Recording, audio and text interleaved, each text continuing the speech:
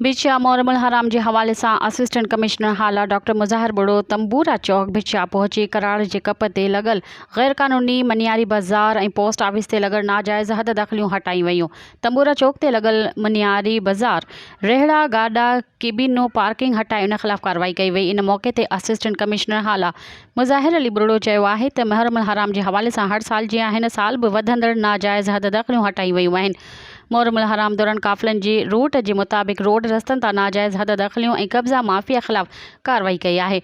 इंशाअल्लाह हाणे इंक्रोचमेंट करण न ॾींदासीं। इन मौके ते टाउन ऑफिसर बिछिया सैयद मोहसिन शाह मुख्तियार कर हालार नसरुल्लाह चावड़ा ऐं ॿिया बि मौजूद हुआ। मुहर्रमुल हराम के सिलसिले में आपको पता है तैयारियां जो है वो ज़ोरों शोर से जारी हैं।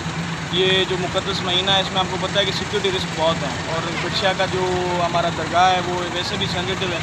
तो यहाँ पर तो हम जो है ना बिल्कुल ज़ीरो टॉलरेंस है हमारे ऊपर कि भाई जो है ना इंक्रोचमेंट कोई भी हम बर्दाश्त नहीं करेंगे।